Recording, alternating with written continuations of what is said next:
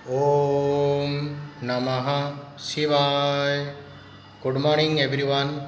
मु विप्लव मोचन Mahanti, PG department of जोग।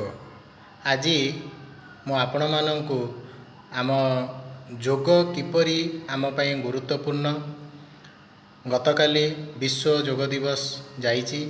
तेणु मोर आपण मानंकु एतिकी अनुरोध, आपण जोग करंतु आउ निरोग रुहंतु, विश्व को रोगमुक्त रखंतु।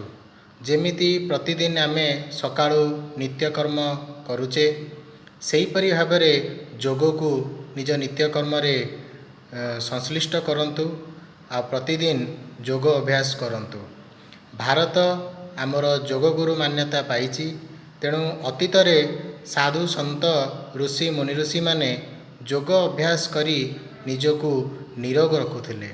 तेणु मोर आपण मानकु एतिकी अनुरोध, आपण माने जोग करंतु। देखंतु वर्तमान आमे औषध रे केते प्रकार पैसा पत्र खर्च करुचे, ता सहित औषध भी बहुत परिमाण रे खाउचे, औषध रे भी साइड इफेक्ट अछि।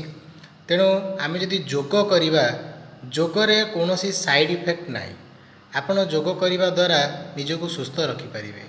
तेणु मोर आपण मानकु एतिकी अनुरोध, आउ ए समस्त को मो तरफ गोटे वार्ता जे आपण जोग करंतु, निरोग रुहंतु। जोग अष्टांग नियम को नहीं जोग तैयारी करा जायछि। जम, नियम, आसन, प्राणायाम, प्रत्याहार, धारण, ध्यान और समाधि। तेणु जोग आम पई नित्यांत आवश्यक।